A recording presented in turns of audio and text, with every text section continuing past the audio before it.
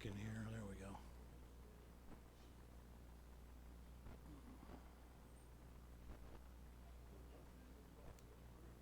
Everybody ready? Tom? Jerry? Ready?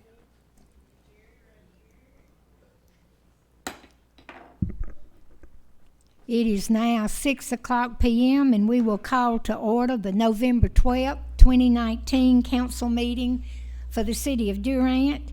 Everyone please stand while Chief Hauser gives our invocation, and please remain standing while Danielle leads us in the flag salute.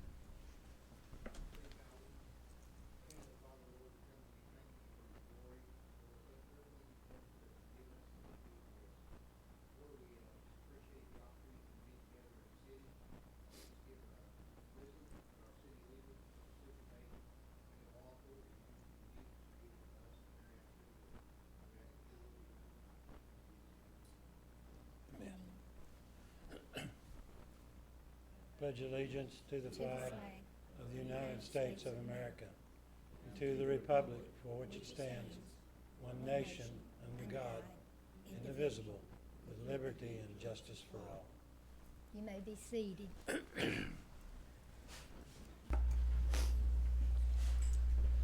I'd like for everyone to let's welcome our new city manager, John Dean, sitting here tonight. We're happy to have you, John.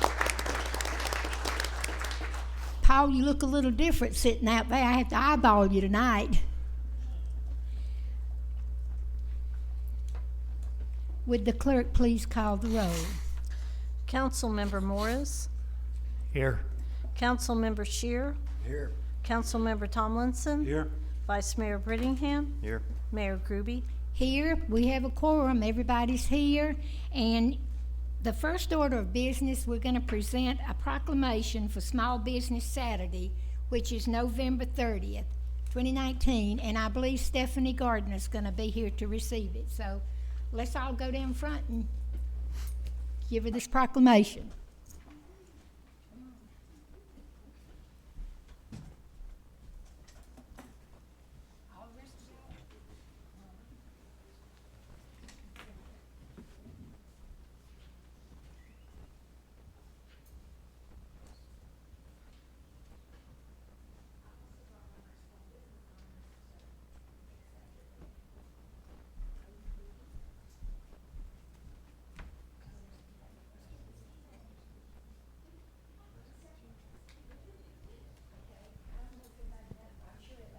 Here's a microphone for someone. Is this on? Can y'all hear me? Okay, whereas the government of Durant, Oklahoma celebrates our local small businesses and the contributions they make to our local economy and community, according to the United States Small Business Administration, there are currently 347,165 small businesses in Oklahoma. They represent 99.4% of all businesses with employees in Oklahoma and are responsible for 13,139 new jobs in 2015. And whereas small businesses employed 712,797 people, or 52% of the employees in the private sector in Oklahoma in 2015, and whereas 90% of consumers in the United States say Small Business Saturday has had a positive impact on their community, and whereas 89% of consumers who are aware of Small Business Saturday said the day encourages them to shop small all year long, and whereas 73% of consumers who reportedly shop small at independently owned retailers and restaurants on Small Business Saturday did so with friends or family. And whereas the most reported reason for consumers aware of the day to shop and dine at small, independently owned businesses was to support their community, 64%. And whereas the most reported reasons for consumers aware of the day to shop and dine at small, independently owners was to support their community, 64%. I said that twice because it's important. And whereas Durant, Oklahoma supports our local businesses that create jobs, boost our local economy, and preserve our communities, and whereas advocacy groups as well as public and private organizations across the country have endorsed the Saturday after Thanksgiving as Small Business Saturday. Now therefore, I, Odin Gruby, Mayor of Durant, Oklahoma, do hereby proclaim November 30th, 2019 as Small Business Saturday, and urge the residents of our community and communities across the country to support our small businesses and merchants on Small Business Saturday and throughout the year. In witness whereof I do hereby set my hand and cause the seal of the City of Durant to be affixed this 12th day of November 2019. Stephanie, I present this to you, and I would like for you to introduce this is a local business owner, I think a new one, right? Still new, I guess. So I'm Stephanie with Durant Main Street, for anybody that doesn't know me, and I asked one of our merchants to come with me and help accept this because they're the ones who do all the hard work for Small Business Saturday. I'm just the cheerleader. So this is Kyle Norwood. He's the owner at Old Ice House Beer Garden. So if you've gone and visited them, thank you. If you haven't, they have food and clothes and lots more. So do you want to say anything about your small business? Nothing I can think of. Just go see him. I know you have small business owner on your council too. So, yeah, two, yeah. So thank you for supporting, yeah, probably everybody. Thank you. Thank you all so much, and thank you, Stephanie, and thank you, and good luck in your new business.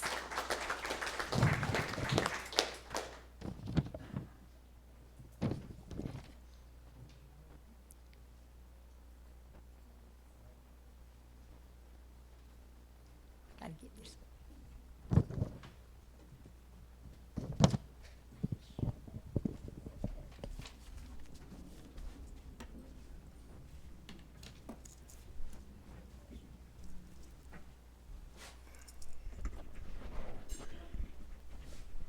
It's always nice to see a new business come into town, so welcome.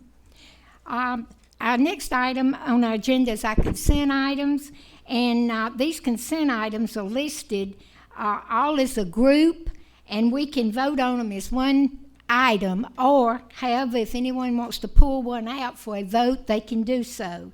So we have items A through O. Does anyone wish to pull any item out?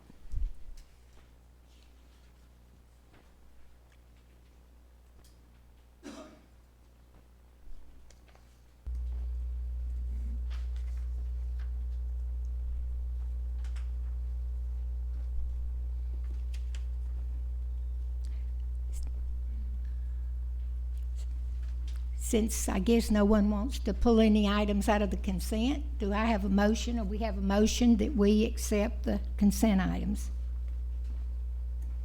Motion to accept the consent items. I don't think we really need that, but we'll do it anyway. You ask for it, you'll get it. That's right. Do we have a second? I'll second that. Okay. Would the clerk please record the vote? Councilmember Morris, Aye.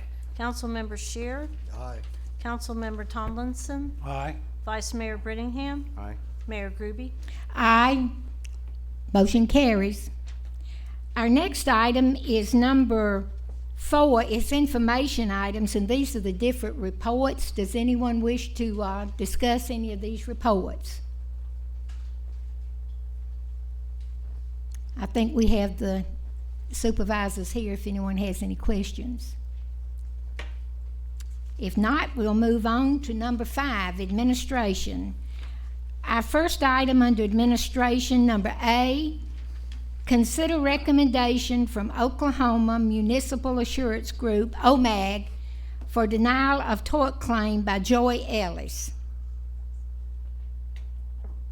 I can speak to that, Mayor, if it's okay Okay. with you. I can speak from here. This was a claimant who stated she had damage to her vehicle from a pothole. She did not report it. I am actually the one who reported it after she came into the office to file a notice of tort claim. And the street department then went out and fixed it. And the reason for denial is that once we became aware of it, we did go ahead and fix it in a timely fashion. And that's our responsibility. Is there any discussion? Move we follow the recommendation of the Oklahoma Municipal Group for denial. We have a motion to deny the claim. Do we have a second? Second. We have a motion, we have a second. Any more discussion? Would the clerk please record the vote? Councilmember Morris? We voted to deny, right? Yes. Aye. Councilmember Shear? Aye. Councilmember Tomlinson? Aye. Vice Mayor Brittingham? Aye. Mayor Groby? Aye. Motion is denied. Our motion is passed. Sorry, Tom. Glad you're back. He waited the whole time to be able to do that. He knew one of us would mess up. Okay, item number B, under administration, consider approval of agreement number C-2019-72 with the Choctaw Nation of Oklahoma for the signalization of an intersection located at South 9th Avenue and the Choctaw Resort primary entrance. Marty. Good afternoon, guys. I'm glad to be here. Glad to see you guys again. So this one is something they came to us with as a part of their remodel and expansion of the resort facility, and as a part of the ODOT relay of the highway in that area. They're going to have a primary entrance now off South 9th Street to the new end of their resort casino. And so they're going to have 2 lanes in, 2 lanes out, and of course we already have enough room there for 2-lane traffic moving both directions on South 9th. They're going to fully fund and install and pay for the engineering, the equipment, everything to put this signal in, and then they will hand it to us. We've been in the loop with them from the beginning to help them pick the brand and the kind, so to make sure they interact with what we already have. If you'll notice in here, there is a sketch of plans, small paper. I'm not sure how much you can make out on that, or if you had any questions about that, I'd be happy to try to help you with it. This does not line up with Waldron Drive, so it won't be a 4-way, it'll just be a 3-way. It's about, I don't have the exact numbers, I'm guessing 400 or 500 feet north of Waldron Drive. So it'll be a 3-way lighted intersection. I'd be happy to answer any questions. Is there no way to shift it to Walden Drive so that? No, not at this point. They've got $600 million plant expansion that the road is where it's going to be now, and you know where the big parking garage is going up, the big 6-story garage. Well, this road is going to have access to terminate that garage and get all the traffic out of there. And if they scoot it down to Waldron Drive, it actually runs in the way of some of their other amenities because there's less land. It kind of comes down to a point the closer you get to Waldron Drive. And so they have put it at its current location to suit their needs, to be honest, probably years ago when they started planning this. At this point, I wouldn't think there would be any way that we would be able to move it. I've had the conversation with them, and they've told me straight up it wouldn't work with the plans they have.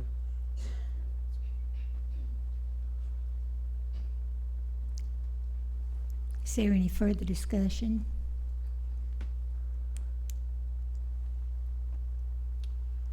Byron, you might click through on your screen to, there's a better picture of the actual intersection, like an engineer drawing.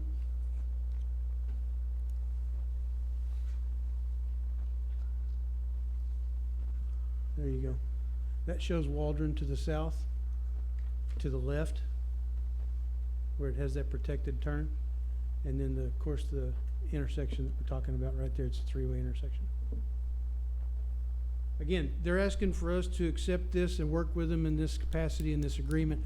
They're going to pay for it. They're going to build it. They're going to make sure it's done. We're going to make sure it's done to meet our needs, and then they're going to give it to us, obviously, to maintain since it's our roadway. I think I read too, Marty, that if there are any utility relocations and all that, It's all on the them. tribe is Yeah. standing that cost. Marty, I'm a little confused. I thought that was gonna be down on Choctaw Road by the Hump Bridge. Is that not where it's at? No, this is on down toward the south end of the new 6-story cement parking structure, if you've driven down there lately. So it's not on Waldron? It's not on Waldron. If you look to your left on this picture, you can see Waldron Drive. I can't tell anything about that picture. Could you point to it maybe or something? If you're familiar, Radius that goes to the south on the far left side. I don't know if you can see that. Anybody got a yardstick? Try to put the table there, table number 1, on the left hand, No, go to your left, lower left hand. go to your left, now go down. Yeah, south is to the left. He's pointing over there. So now go down. That's Waldron. oh, I'm sorry. Yes, yes, Here's the lights. yes. Is that the entrance into the existing? Going to the top is the entrance into the resort. Going left to right is South Ninth traffic. Right, but off of Ninth Street, you can turn into the existing parking garage. That's on up to the north. This way? Quite a ways up to the north, Oh, yeah, okay. yeah. And that will still be a driveway as well, but it will be less utilized. This is the flyover to the, Flyover's gonna be onto the west. So, oh, okay. Go back to your other picture of the front one that showed more detail on the flyover stuff. Color. Zooms in on that. Here's the flyover. Yeah. And so, Flyover, here's Waldron this doesn't Drive. show the new one, but yeah, so Waldron comes out, and again, 400 or 500 feet to the north, where it's actually gonna Right enter here. into their property. Yeah, yeah. Again, the negotiation wasn't where to locate it, although we had that conversation with them. They didn't really give us a choice at this point. The negotiation was the streetlights itself, so. they have installed some street lighting along that area. Are they gonna upgrade that? They, They've installed street lighting on one side. OG&E has. Is- no, Are they gonna? you're are talking there about plans- actual lights to the That's street? street lights. Yeah, yeah. Street light, not traffic lights. No, these are traffic lights. I know. Now, I'm I'm not sure, talking I'm not about sure what they're gonna do on the streetlights. streetlights. They haven't commented to us about that yet. Can we ask them to? Sure. We can ask for anything. I don't mind doing that.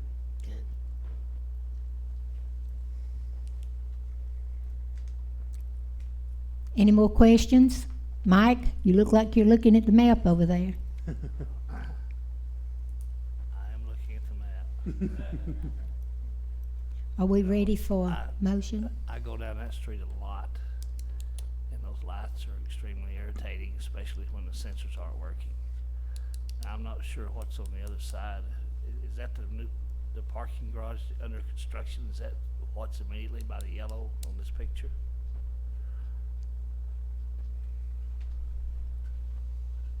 So if you look where the yellow line's coming in, it says project location. That's about the intersection. If you go across the street to the left, and then the new parking garage is north of that.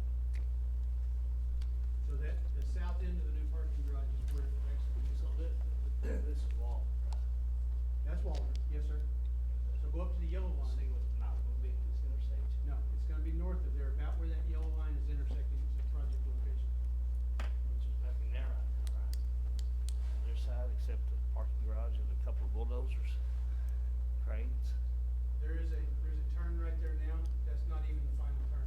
Where they're coming in and out with truck traffic, this will be north of that even a little bit. That's just an old pre-existing driveway they had. I guess my question is, where's the traffic coming from to justify light there right now? Well, they're gonna have 1,000 more rooms in a year and a half. They're driving the traffic off of 75 headed north, and they're gonna bring it in on this side instead of on the other side. The traffic's gonna be coming in from Ninth Ninth. instead of from 75 where they were. And the 75 expansion project is driving that, because Right. you're gonna have to go all the way to Choctaw then to turn around and get back into the casino instead of driving right in front of it like you do currently.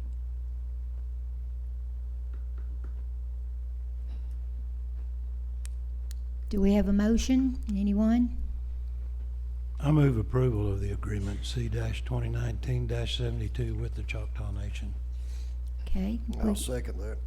We have a motion and a second to approve the signalization with the Choctaw Nation. Would the clerk please record the vote? Councilmember Morris,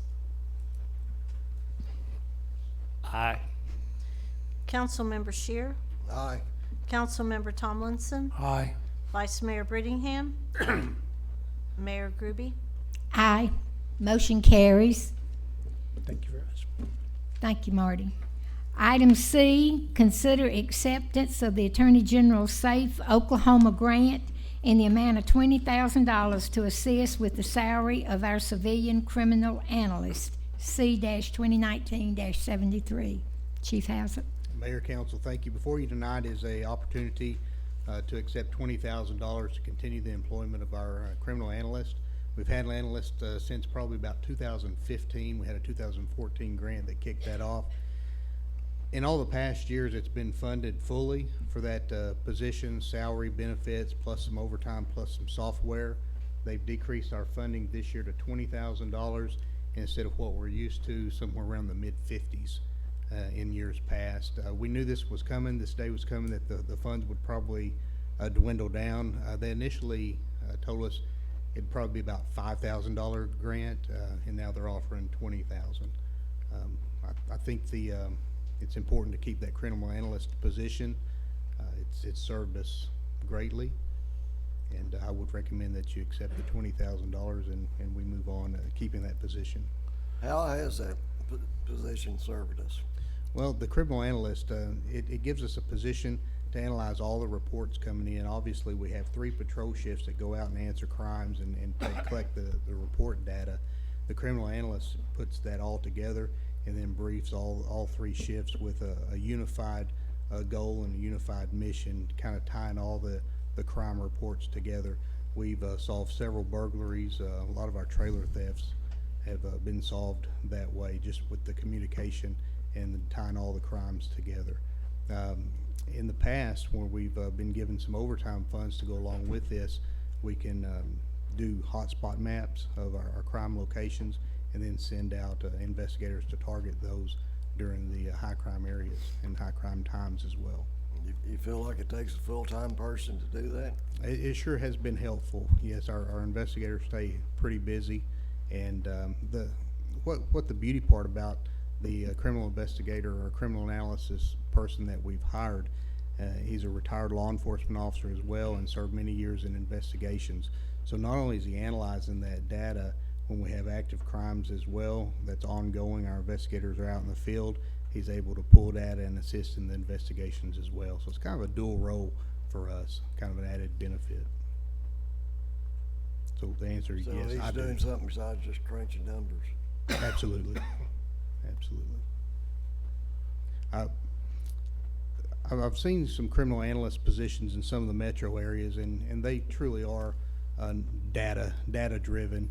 This criminal analyst position is not as much data driven as some of the ones that I've seen in other departments, larger departments. They're more, if I could use the term, techie analysts, and they're using that data like DDAX to combat motor vehicle crashes and traffic collision, traffic data, if you will, along with the crimes.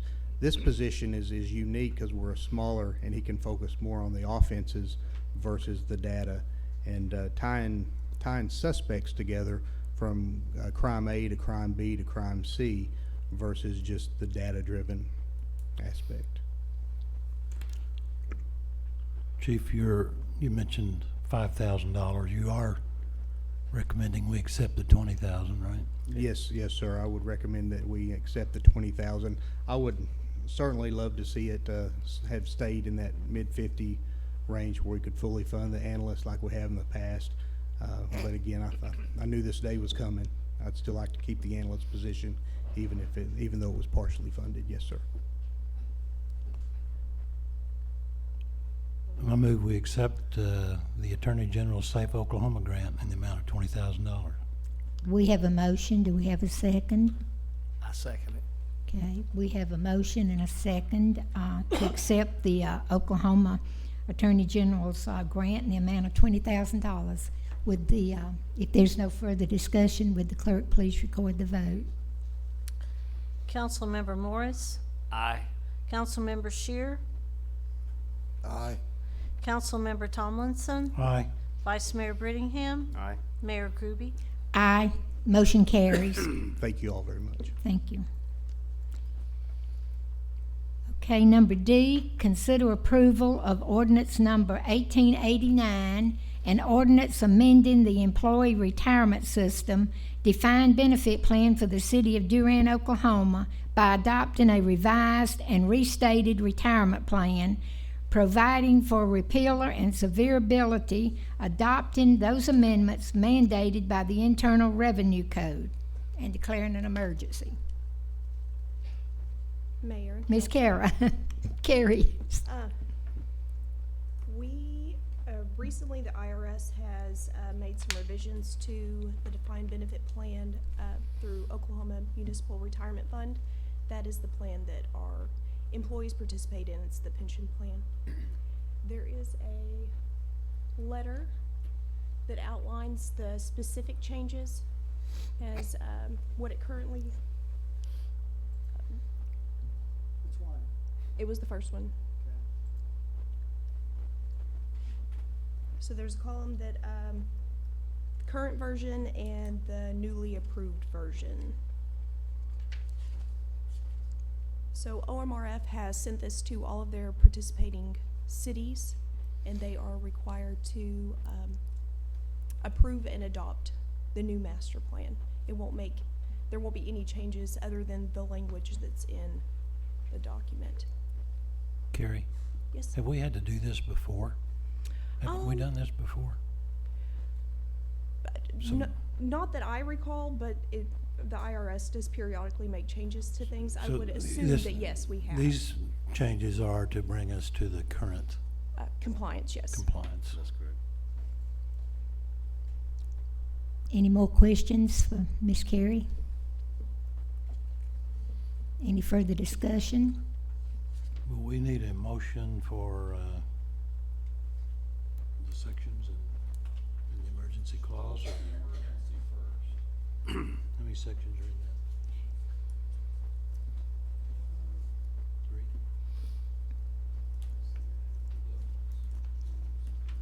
Well, I can't get it.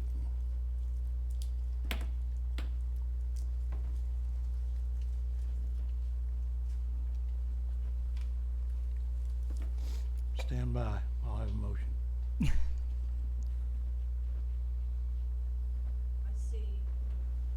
I see 6 sections, and the emergency section is 7. I move adoption or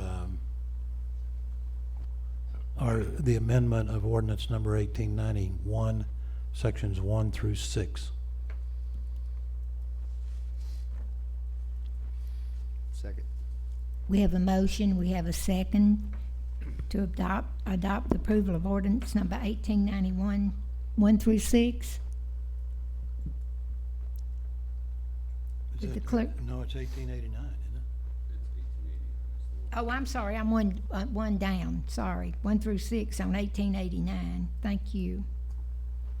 Okay, we have a motion and a second.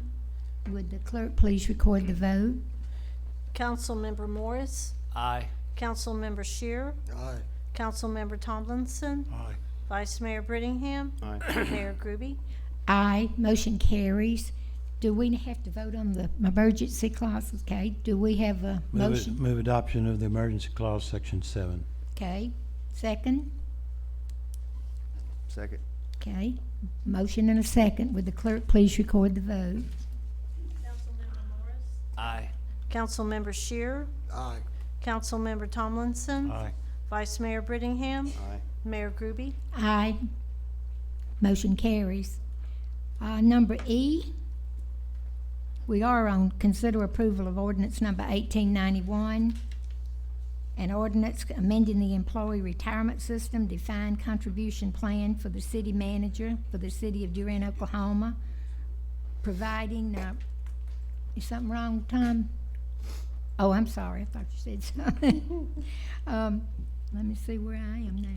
Okay, providing retirement benefits for eligible employees of the city of Durant pertaining to the definition of employee, providing for plan design, providing for employee pickup of contributions, providing for repealer and severability and declaring an emergency.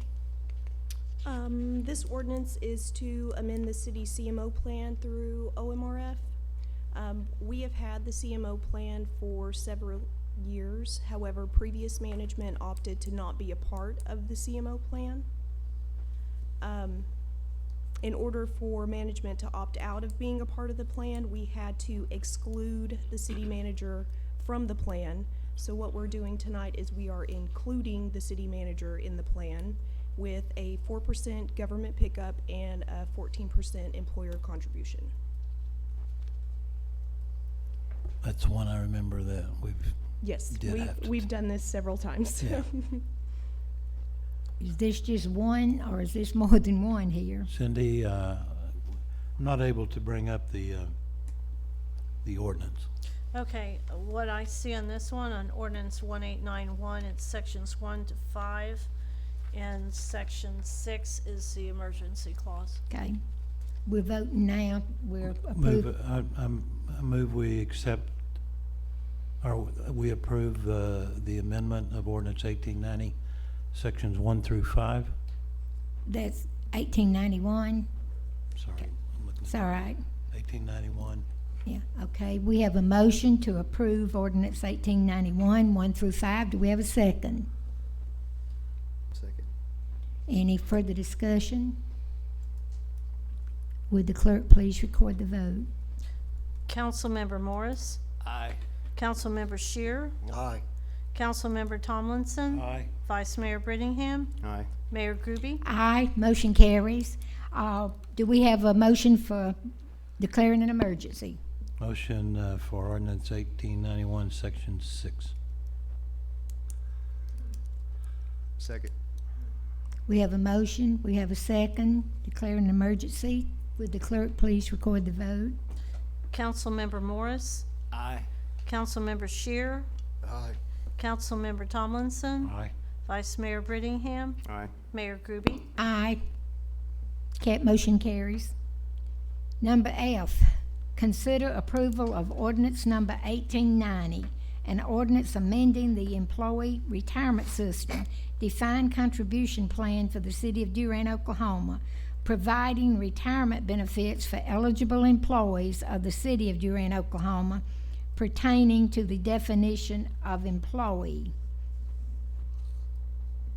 Since we just included him in the CMO plan, now we need to exclude the city manager from the defined contribution, and that's what ordinance 1890 does. Okay. That is sections 1 to 4. Section 5 is the emergency clause.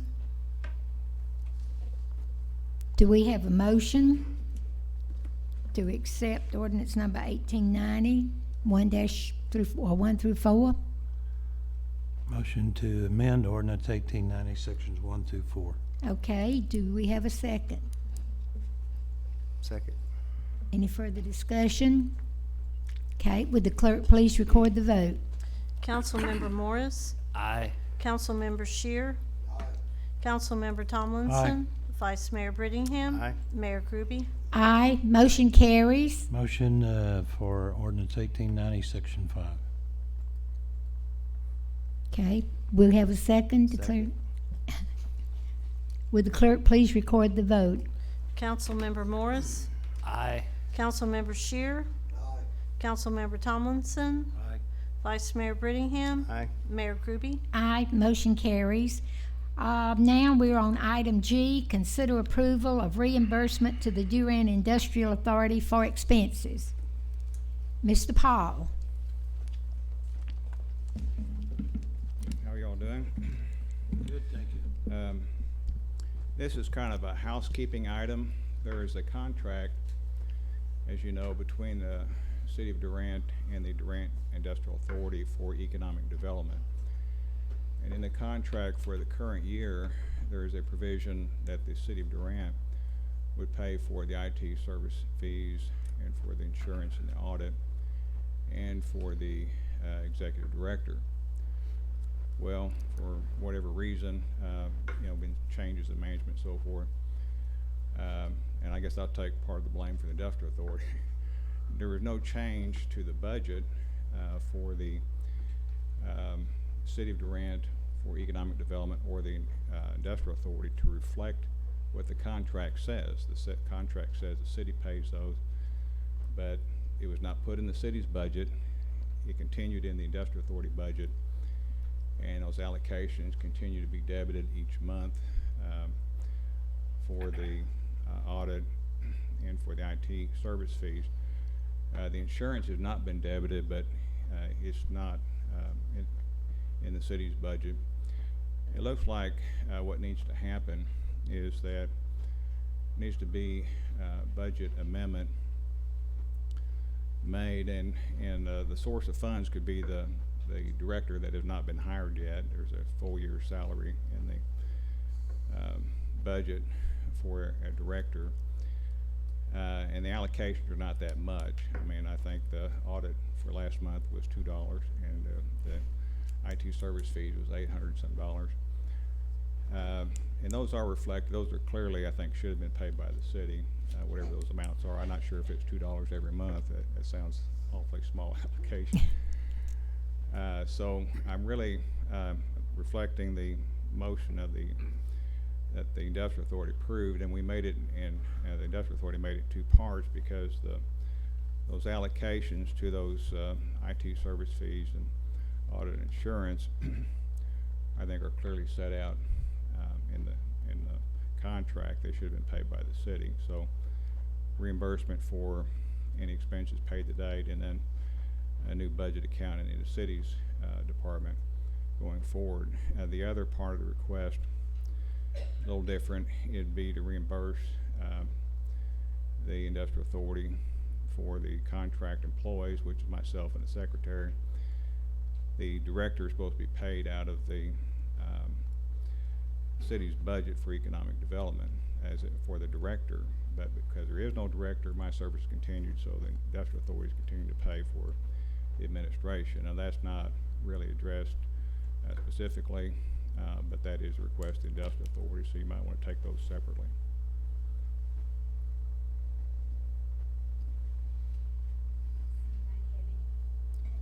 Anybody have any questions for Paul?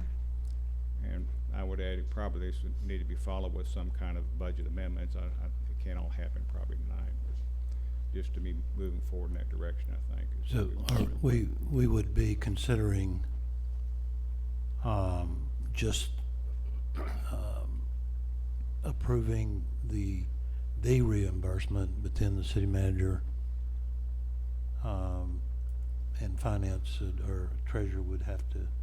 Yeah, it might be work with a you to motion determine. to move forward with budget amendments to reflect the changes rather than, I think that the actual change would happen when the budget amendments are done, Yeah. so that they could be So charged to those accounts. I think what we're saying too is this will continue at least until either a new contract and or the employment of an Correct. economic director. And saying that, then once we employ an economic development director, all these expenses then will become the city's, right? I mean, That's correct. they'll- Yeah. Yes, sir. Yeah, and it's really kind of a gray area yeah. as far as the contract expenses, the Industrial Authority. I mean, that's, you could make an argument either way that that's addressed or not addressed. I think the main thrust was the allocation of expenses that continued, even though the budget clearly said the city would pay for those expenses. I move that we move forward, the city manager move forward, along with the finance department in bringing a budget amendment maybe back to council for consideration in order to provide reimbursement to the Durant Industrial Authority, if that made sense. Yeah. I'll second that. I got a question real quick. You're wanting reimbursement now and then wanting us to do the Well- budget amendment. Is that, I realize that that will not actually happen until there are budget accounts to make those Okay. transfers. So just to moving forward, as Jerry has made the motion, is fine. Yeah, my motion is for the city manager to bring us recommendation with the budget amendment. And we're Then we'll voting on look- A and B both? Or will we have to take them separate, For that Tom? reimbursement. I think it depends on how you address it, but as stated, I think, Mr. Bunce is correct. They probably should be taken, in separate votes for the exact reason that he stated. The contract between the city and the industrial authority is very clear regarding the items in, GA. Right. It's less clear on GB. The contract says that the city shall employ an economic development director. The city hasn't done that. So I think there would be a question on whether the city is obligated to reimburse the industrial authority for the industrial authority's decision to contract with an interim director. Yeah. I think it's a So fair I point. think there needs to be a separate vote because there's maybe some separate issues there, but certainly the contract's clear with regard to the items in GA, considerably less clear with the item in GB, and that would be a council's decision. I would agree with you. Motion, my motion was for GA. Okay, do we have a second? We did have a I second. second. Oh, I'm sorry, Danny, second. Okay, we have a motion and a second. Is there any further discussion on item A, IT service fees and audit expenses? If not, would the clerk please record the vote? Councilmember Morris, Aye. Councilmember Shear, Aye. Councilmember Tomlinson, Vice Mayor Brittingham, Aye. Mayor Groby. Aye, motion carries. Now, number B, contract labor for interim director and secretary. Is that something for legal to work with the city manager on? And Mr. I think Bunce? so. I certainly think there's some legal questions there as to whether the city is obligated to make the reimbursement. It may be, I mean, certainly a case can be made by the industrial authority that the city's on the hook for that. The city was obligated to hire a director. The city hasn't done that under the contract. The DIA opted to maintain an interim director, and that, I'm sure that would be their position for reimbursement. But the city hasn't employed a director, so the contract is less clear that the city has to reimburse the DIA for an interim director. I'm happy to work with the city manager to come back maybe with a recommendation at a future meeting, if that's what the pleasure of the council. Yeah, I think the position of the industrial authority is it doesn't hurt to ask. So we recognize that, and we also, speaking for the industrial authority, appreciate the city council's support of the industrial authority and the contract that we have in place for this year. Okay. Move that the city manager and the city attorney work together and along with the Durham Industrial Authority Board and bring back a recommendation regarding GB. Okay, we have a motion for GB. Do we have a second? Second. We have a motion and a second. Is there any further discussion on this? If not, would the clerk please record the vote? Councilmember Morris, Aye. Councilmember Shear, Aye. Councilmember Tomlinson, Vice Mayor Brittingham, Aye. Mayor Groby. Aye, motion carries. Number H, consider approval of the petition for termination of the George Pendleton Trust. Miss Robbie. Good evening. I'm not going to talk too much about it now, but the attorney needs your permission to go forward with dissolving this trust. It's in the best interest of the person who benefits from the trust now, and then we're the next beneficiary, to dissolve it so that it is cash and some mineral rights. If it's not dissolved when the trust comes to us, we only get to buy books. Whereas if they dissolve the trust now, we can do whatever we've worked out with the lawyers and with the remaining trustee. So this is in the best interest of the library and the city. We can be a little bit more self-supportive. Madam Mayor, just to follow up and add a little bit of information and kind of explain what I'm asking the council to do tonight is just very brief background. Mr. Pendleton was a resident here. He passed away, and prior to his death was going to, I think, maybe leave something to the library upon sort of a further tour and discussion with Robbie and library staff. He was very impressed with the library, and in his will, in which he established a trust, left what would have been a very generous gift to the library, but had some pretty tight restrictions on it, specifically just for books. And that sort of came down the line when this beneficiary of the trust, when she were to pass away. And so the primary beneficiary of the trust has requested that the trust be dissolved so that she can have some more flexibility with the proceeds of the trust.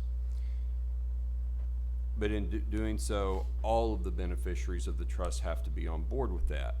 The benefit to the city is that if the trust is dissolved, it would free up Robbie and her staff to use the proceeds of the trust much more freely than just for books.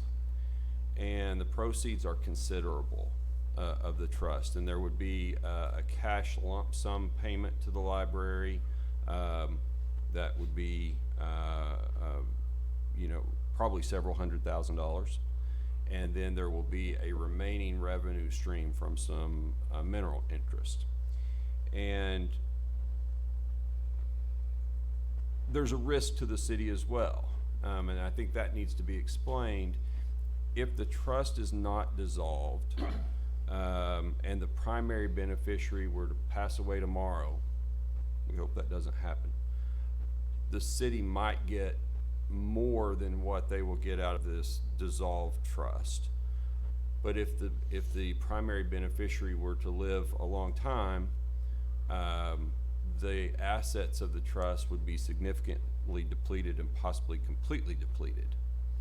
So I believe the discussion that's been had between myself and the lawyer representing the primary trust beneficiary has struck a balance to eliminate the risk to both parties and to give Robbie the flexibility with the funds that wouldn't have otherwise been there if this trust was sort of came to fruition on its own.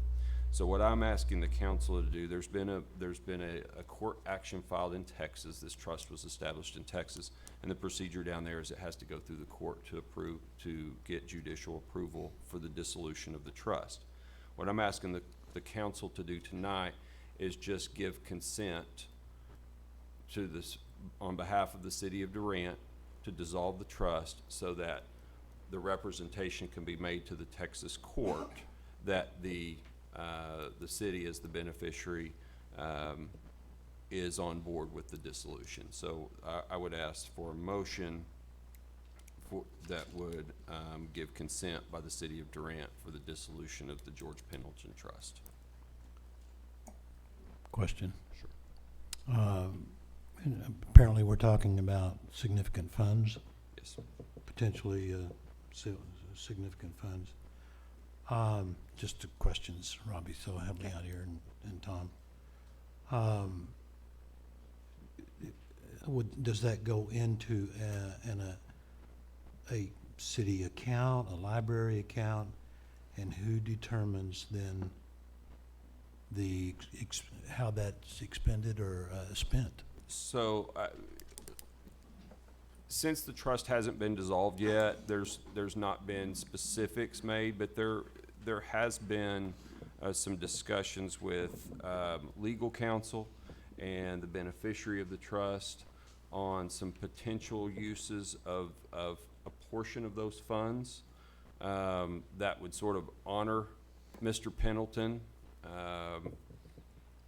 but the bulk of it will be unrestricted funds for the library, and will be placed in the library. Certainly, the council has authority on a bunch of that, but primarily that lump sum of cash will be used for library purposes, in consistent with the wishes of Mr. Pendleton.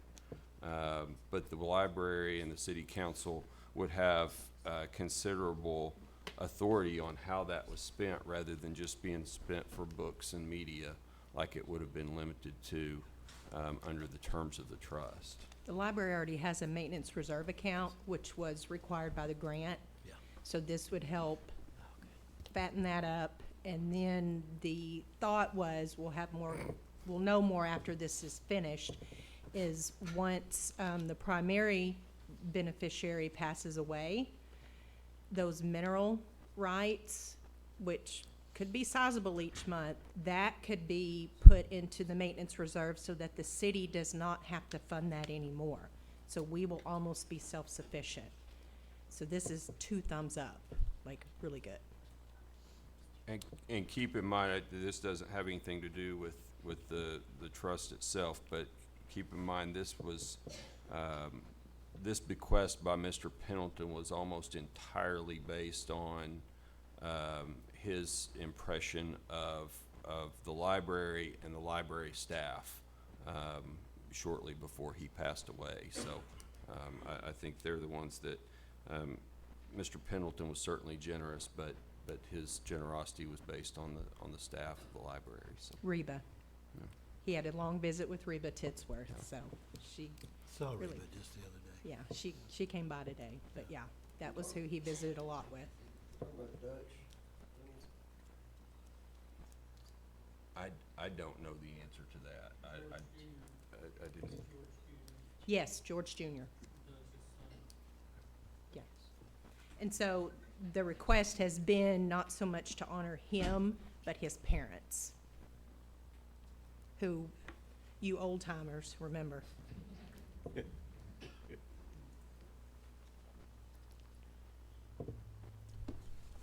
So a motion. Does anyone, Tom, yeah. Are we crystal clear that we're not usurping the wishes of Mr. Pendleton in any way?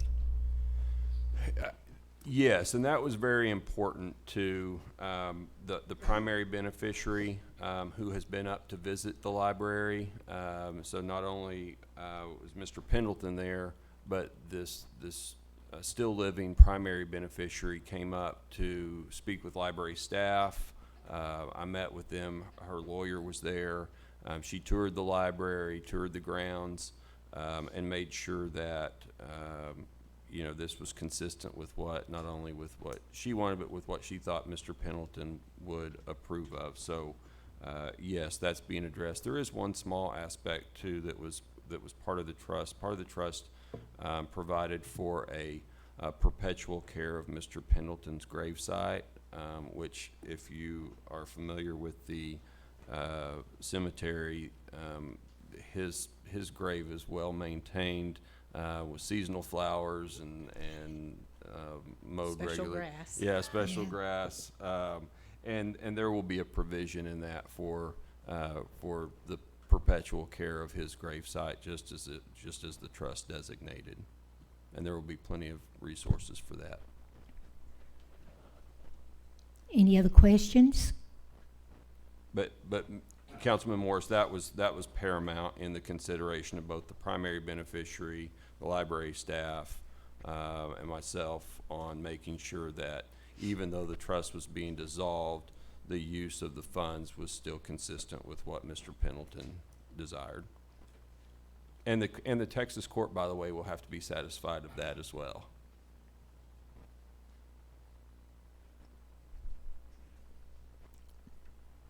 Any further discussion? Any more questions for Ms. Robbie? Do we have a motion? I move that we follow the city attorney's recommendation and approve the process for the petition for termination of the George Pendleton Trust. We have a motion on item H. Do we have a second? Second. Excuse me, second. We have a motion, we have a second. Any further discussion? Would the clerk please record the vote? Councilmember Morris, Abstain. Councilmember Shear, Councilmember Tomlinson, Aye. Vice Mayor Brittingham, Aye. Mayor Groby. Aye, motion carries. Thank you. Number I think, is number I. Consider approval of request for authorization to purchase a 2020 Chevrolet 2500 HD Silverado Crew Cab 4x4 pickup. That's a mouthful, James. Yes, ma'am, it is. As an old timer that Robbie referred to, George Pendleton Jr. was a geologist who grew up here in Durant. He traveled the world. He went through the geology school at OU. A very gracious person. He grew up, actually, his parents' home site was right across where the First National Bank corporate headquarters is now, right across from the library, so it has a lot of meaning to them as well. So I just thought I might add that, but he was a very, very gracious individual, so just to be the historian about it. So anyway, but on down to our item, I'm requesting authorization for a 3/4 ton pickup that we can use for emergency management. Our new vehicle's an 08 Suburban with about 130-something thousand miles on it. So we need to start replacing that fleet, which consists of 2 vehicles. So. Anybody have any questions for Mr. James here? How many vehicles do you have? I have 2. The nearest one is, An 08 what's the Suburban oldest one? parked right out here. Yes, sir. What's the oldest one? An 06 Ford 1-ton.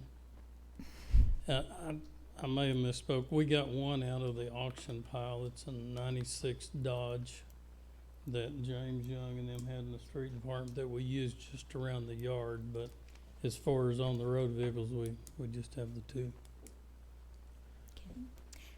James, just a question too. Mhm. Do our local dealers have an opportunity to bid on those?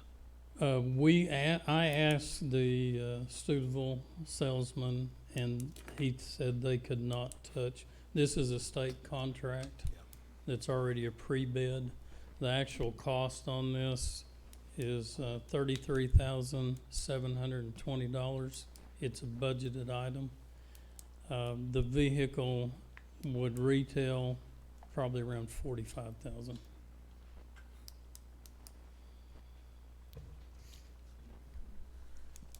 Would anybody like to make a motion?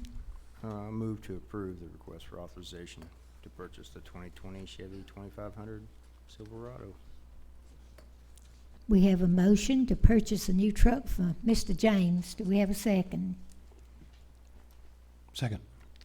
We have a motion and a second. James, I might say that you wouldn't ask for anything unless you really needed it. I'm kind of tight. I know. You know. Okay, we have a motion and a second. Would the clerk please record the vote? Councilmember Morris, Aye. Councilmember Shear, Aye.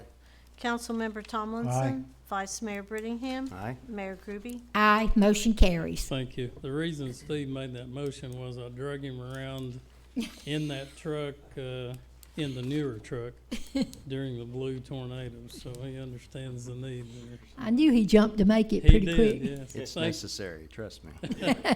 Thank you very much. Thank you. Item J.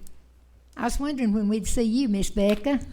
Okay, item J, consideration to award or reject construction bids number 17031-A, determined by sealed bid openings on Monday, February 11th, related to the Market Square improvements at 123 North First Avenue, Project 17031 CDBG C-2017-65 upon completion of all grant requirements and legal counsel approval.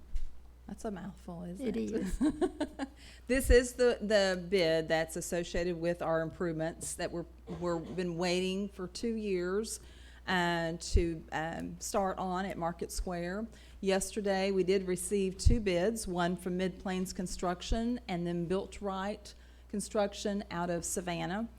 And unfortunately, the bids looked good, but after research from the architect, who is Shane Knight, and he spoke with each contractor, the bids are over budget. And so after meeting with the city manager, Marty and Shane this morning, we have decided to bring forth a recommendation to reject the bids. And Shane will revise his drawings and we're gonna go out for bid, hopefully to get it in the paper again this Sunday with a quick turnaround and try to reduce that bid amount down, so. Okay. What does So- that do to our time frame, Becca, on the grant? Well, I think we'll be able to make it work. We're gonna have to. I had to get an extension on it, and it's through the end of June. I mean, So, the bid's like way over? yes, sir. Just About about double. Right. Wow. We were wanting the Taj Mahal, and we're gonna have to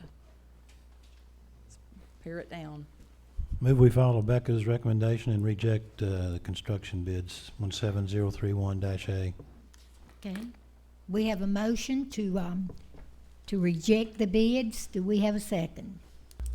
I second. We have a motion, second. Any further discussion? Would the clerk please record the vote? Councilmember Morris, Aye. Councilmember Shear, Aye. Councilmember Tomlinson, Vice Mayor Brittingham, Aye. Mayor Groby. Aye. Motion carries. Thank Motion's you. denied, or things denied, whatever. Okay, we now move item 6. We're moving into the public hearing section of our meeting. And the first item is consideration of ordinance number 1886-PC 2019-17, a rezoning from A1 to I1 near 3002 North First. Good evening. Miss Danielle, thank you. This evening before you, we have a rezoning request coming from Kevin Keener, who called me this afternoon and said he was unable to make it this evening, but I'll do my best to answer any questions that you may have, and we'll see where this goes, and we've had several backup plans if needed. So essentially what the owner is wanting to do is more or less just kind of bring this into compliance with the way the surrounding area is. What's happened is whenever he started doing some improvements on the property and realized he made one phone call to the department and was given one answer about what the zoning was. After further research, found out that that answer was not correct. It was actually an ag zoning. So he has been working on that, and he was under the impression that it probably was industrial based on the use and all that over the years. The use is not going to change. There's still going to be a cabinet shop there, and the parking lot's still going to be used, and he's going to store some vehicles there, that type of thing. But and that's going to remain the same, so nothing's going to change.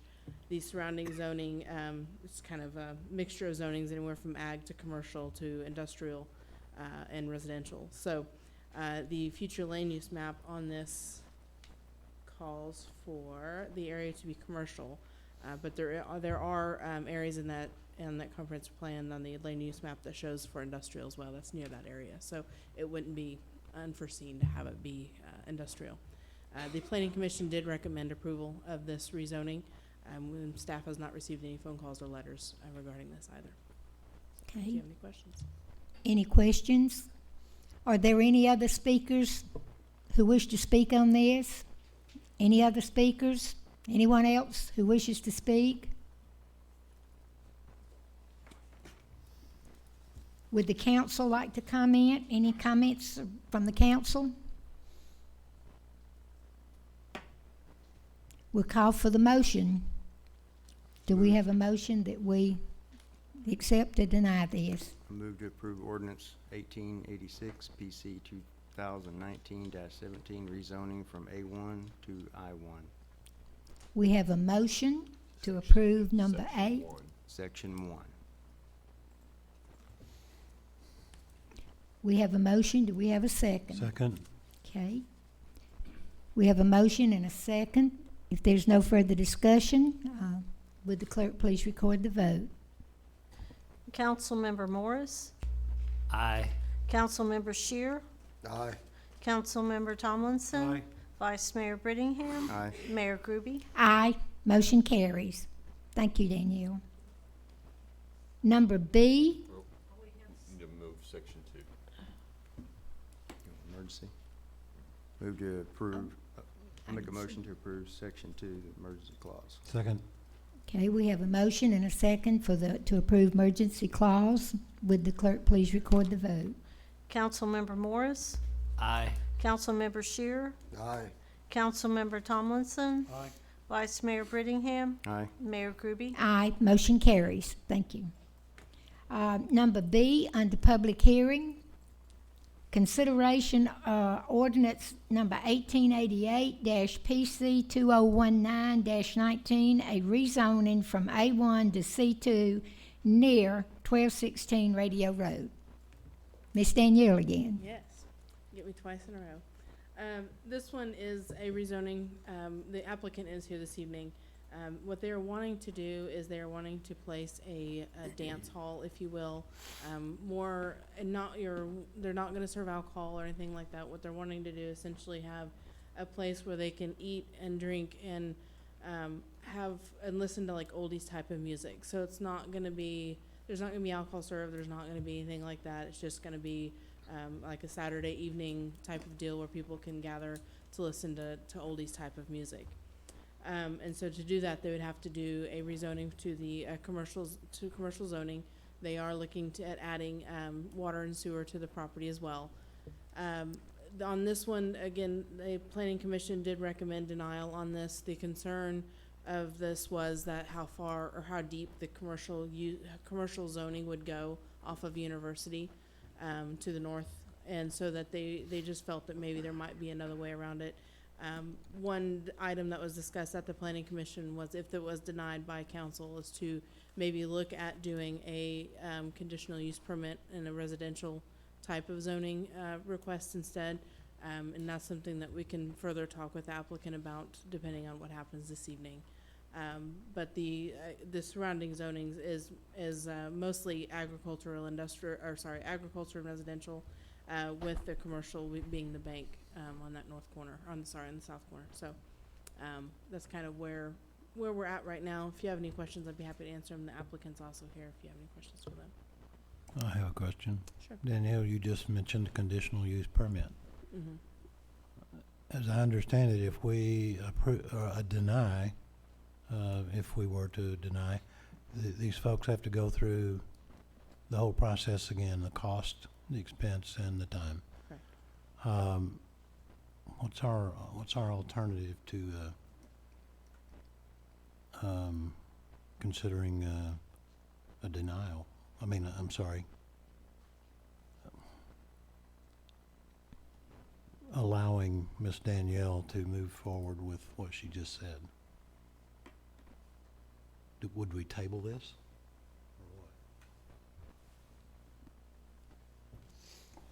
So that discussions for conditional use permit could occur, come back, and we could consider then a conditional use permit.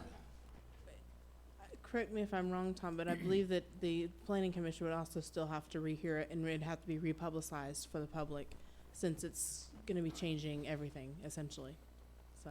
But we could accept a conditional use permit tonight, couldn't we? I don't believe you can. I believe that also has to, It's- and on this, you wouldn't be able to, because for the conditional use permit, there's only specific allowed uses that you're allowed to do that. And for this particular use, it's an allowable use within the commercial zoning. So we wouldn't be able to do anything on that tonight, if that makes sense. I think it does. Okay. I have a question, Danielle. Sure. Is that a daycare across the street from that? Yes. And how's it zoned right now? I believe that's a zoned ag at this point. That confuses me then. I mean, it's a for-profit operation, right? Yes, what I've discovered since I've been here is that there's some zoning types that doesn't quite match what's being done on the property, so. That was a recreational thing way back. That There was a skating rink The from skate place. a long time ago.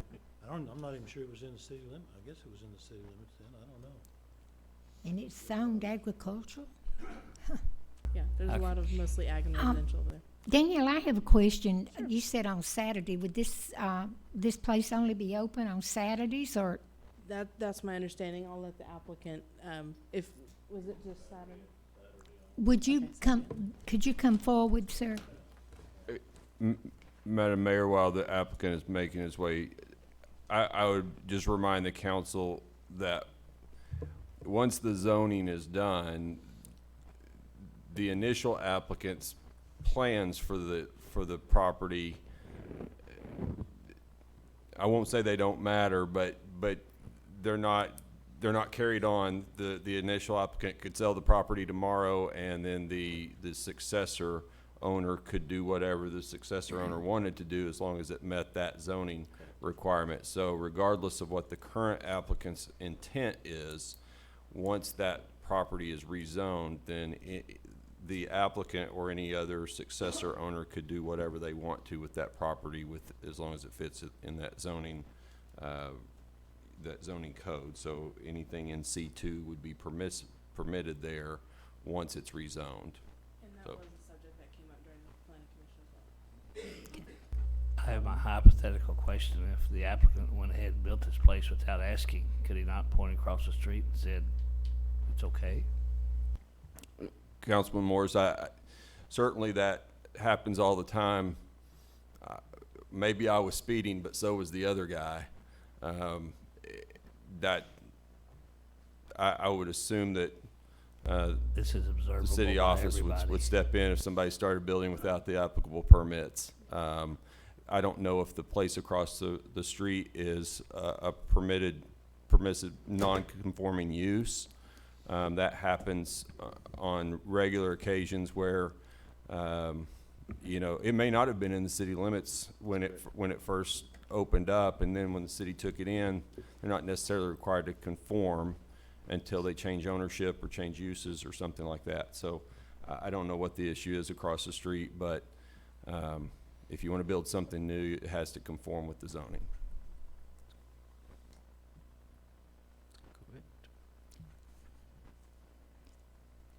Sir, would you like to tell us what you plan to do? And give us your name, please. My rezoning from agriculture on this 1 acre lot is to build a building 90 feet long and 48 feet wide. And the cost of the building and the surrounding improvements would run about $114,000. And I've already paid $100,000 for the lot. It would be a quite peaceful place, like I think she's mentioned to you already. There'd be no alcoholic beverages, no smoking. It'd be a nice, quite peaceful place. And it'd be facing Radio Road, and I think it'd be a good improvement to the town, really, for the people. Does anybody have any questions they would like to ask this gentleman? What kind of building are you gonna construct? It would be a concrete foundation. Most of the building, about 2/3 of the building would be metal, and about 1/3 would be brick. Most of the portion in the front would be about brick. And more than likely a blacktop pavement.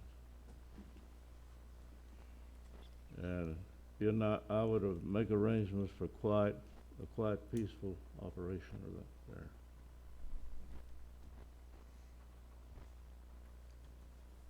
Any other questions? I'm still a little confused about the option of a conditional permit. Is there Jerry was kind of indicating going along that route. Is that out of the question, or is, I guess, Jerry, I should ask you, what were you trying to say a little bit ago? Well, my point was that if we, whatever the council would do, but particularly from the denial, and if conditional use was a possibility, my consideration was, is that possible to consider tonight so that they don't have to go through that expense and cost again? It appears they would have to. I'm just familiar that on a handful of occasions, if a zoning request is C1 or C2, but we're here tonight and they would accept a CO, which is more restrictive, we could consider that without having to go back through them having to go back through an expense. Long story short, I was just trying to figure if there was a chance for us to consider without them having to go through the whole process again. It appears not, right?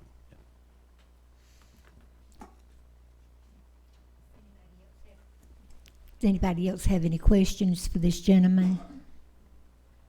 If not, And Jerry and council, one of the reasons why it's generally not permitted to vote on something other than what the applicant has applied for is because this is a public hearing process. That's what's been advertised.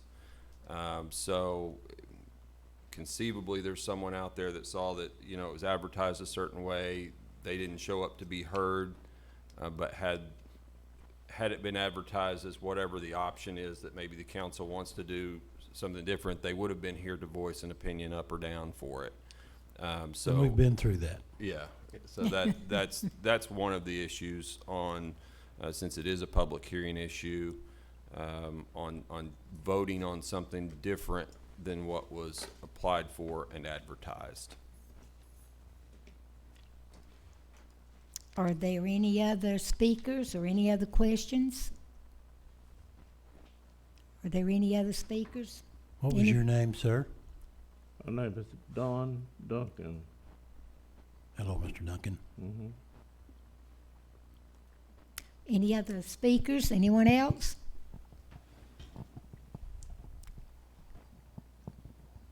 Anyone else? Does the council have any questions?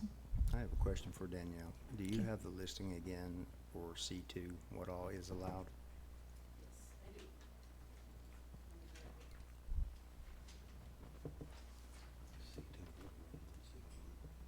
So we have anything from banquet, reception halls, barber shops, bars and taverns, snack, non-alcoholic beverage bars. Let's see, beer, wine stores is restricted. We have boat sales and rental. We have body piercing, which is restricted, bookstore, bowling alley. There's lots more.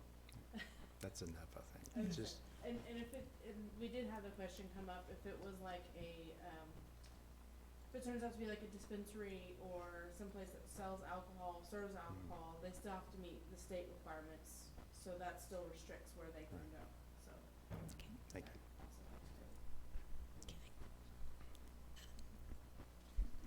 Mr. Duncan, if you like, you could go ahead and sit down right now. Thank you. Is there any other discussion by the council?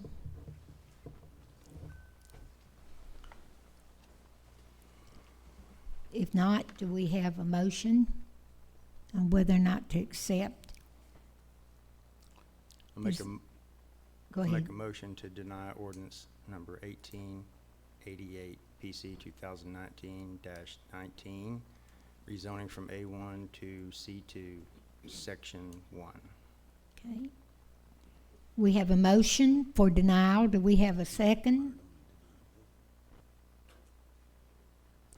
On the denial of an ordinance, it doesn't need to be broken out by section, so it can just be a motion for the denial of the ordinance in its entirety.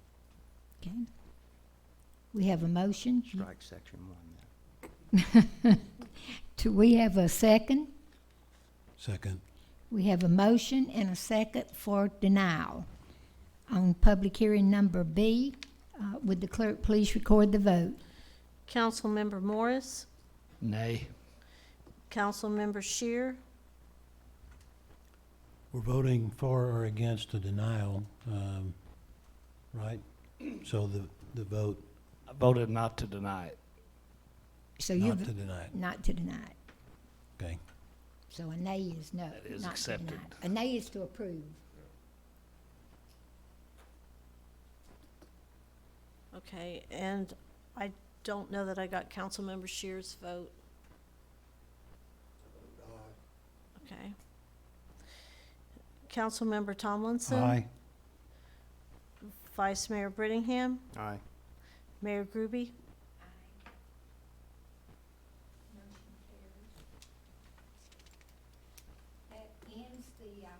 That ends the public hearing section of our agenda.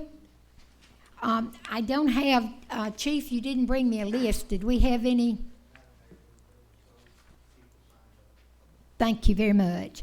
Since there was no citizens that signed up for number 7, we'll go down to number 8 under new business. Do we have any new business? Any new business? If not, do we have a motion for adjournment? So moved. We have a motion. Do we have a second? Okay, we are adjourned out of, unless we want to ask Cindy to call the roll, but I don't think so. I don't think we need to record the vote.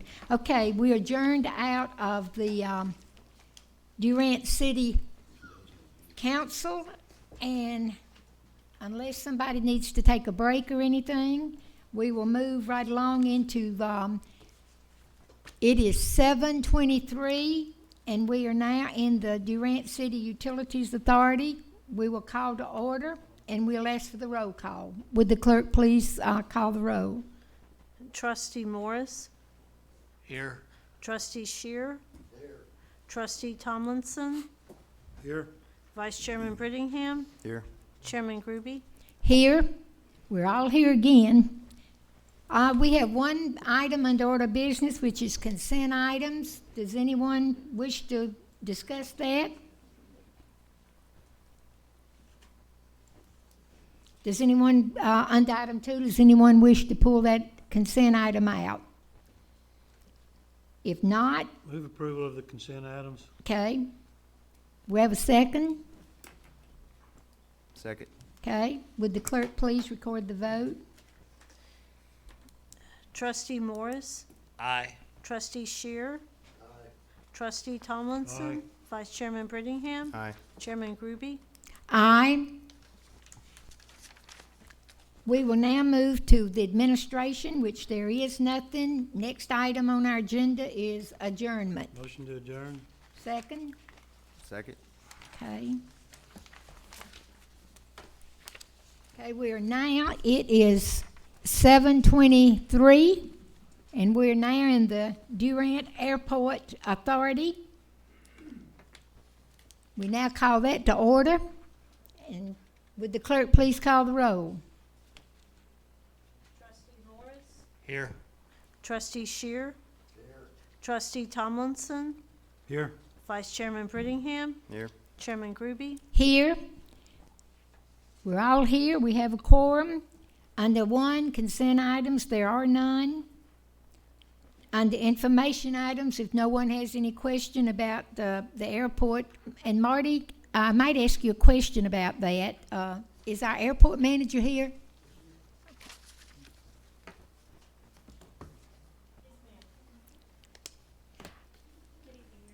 How are you? I'm well. I looked at the airport. I noticed, and I'm sure it's because of all the building going on out there, but I did notice that our sales are way down, our fuel sales. And is that because of the runway or? Sure, our runway is still closed down. So we're running, Right. we're having landings on the taxiway, which limits the amount of traffic. I knew it would be, Almost all of our jet traffic is gone right now. okay. And until the end of December, they won't even be back. Is that when we hope to have that That's completed? what it looks like right now. And we expect when it opens up that we will get a boom. So half the year with very bad sales and maybe half with better sales, and we hope we can equal that out. Hope it Okay. won't be 6 months. Yeah. You two might just remain up here for a minute because we're fixing to go to item number 5. Yes, ma'am. Under administration, consider approval of resolution number 2019-26 to update certain fees for the Durant Regional Airport, Acreville. All right, so as you all know, we've hired Katie to run the airport. With the contractor out there that we used to have out there, some of the fees weren't maybe the best for the city. It's just in the way they were managed. We weren't charging for some things that we thought we were. We were overcharging for some other things, and so it wasn't being utilized. So Katie's worked in other airports, and she knows far more about airplanes than I do. We went over these fees together and discussed some changes that would benefit our airport, both in traffic and getting activity going, but also in revenue to the city and in a fair way, so we're not overcharging and running people off. I can let her speak to the actual resolution. Did you bring it? It's right there. If you have any other questions, pretty simple. We're not talking about a lot of money, but this is pretty common fees for airport our size and with the kind of quantity of air traffic that we have. Okay, I'm sure all of you've read the resolution. Does anyone have any questions about the fees and the change? Have you had any, has anybody complained? I mean, we haven't put these in effect yet, but have you had any complaints? We have not. I've not advertised them as being, I would like to post them for 60 days, and we put that in the resolution. I would just double the. Of course, word usually gets out, so I figure somebody's heard about it, but. Yeah, I've told a few people, having overnight fees is normal, and again, we've always had a call-out fee before, but they were kind of discretionary use, and I also felt that they were a little bit, the wording, the verbiage on them was certainly ambiguous, so we just wanted to clarify, and the one call-out fee for aircraft was increased a little bit. Can you explain what a call-out fee is? Oh, certainly. So our airport is not attended 24/7, but we are accessible 24/7. Therefore, if I have a corporate pilot, usually, or business aircraft that come in 2 o'clock in the morning, 4 o'clock in the morning, 12 o'clock at night, they will ask us to come out there and fuel them, and that's where that call-out fee goes to, coming out, and our resources, our staff going out there in the middle of the night and servicing them. This is only after hours, you know, Remember, and late night. Unlike your car traffic, these people are planning this with airplane, traffic plans in the air. They know where they're gonna be in 2 hours. So they'll call her way before they get there and let her know, hey, at 2 o'clock, we plan on being on the ground, and we're gonna need fuel and whatever, so she can arrange to have somebody out there for her. I have a quick question. Is the large orange hangar the one we leased to Mr. Bray? Yes. Which is So- why we're taking it off, because we don't have the right to use it any longer. In the future, if we ever get it back, we'll add it back on. Not a big deal. Okay. Any other questions? Steve, you look like you're I'm ready to good. ask, okay? I think it's a move in the right direction, Miss Katie, and I think it's, you're competitive, and you've got, knowledge of competitive airports and air terminals, and I think it's very much in order that we, what things we have in place that we either enforce, and after making sure it's a good rate, but I think it's also nice to consider a waiver of some of those costs if indeed they're fueling up too. So Yes, so there's a waiver for folks who are staying at the casino. That's just an incentive. We do get a lot of casino weekend warriors, as I like to call them. They'll park for the weekend. So if they buy fuel for us at a reasonable amount of fuel, then based on the aircraft size, we will waive the parking fees for them over the weekend or 3 days or whenever they arrive. As well as I have a waiver on there for emergency medicals. Quite frankly, my 2 months here has not been a lot, but I'd say about 75% of my call-out fees right now are for emergency medicals. Now that's a lot because I don't have the corporate traffic being able to come in right now. So I don't know what that really looks like. But right now we're servicing mostly emergency medicals, and I would like to honor that they don't get charged. I think that's, Move approval of resolution 2019-26. We have a motion for approval of resolution number 2019-26. Do we have a second? Second. We have a motion, we have a second. Any further discussion? If not, would the clerk please record the vote? Trustee Morris? Aye. Trustee Shear? Aye. Trustee Tomlinson? Aye. Vice Chairman Brittingham? Aye. Chairman Groby? Aye, motion carries. We got you, Mike. All right, number 6, new business. Is there any new business to be discussed? Yeah, fix the mics. Pardon? Fix the mic. Okay, do we have a motion for adjournment? So moved. Do we have a second? We all want to stay up here all night?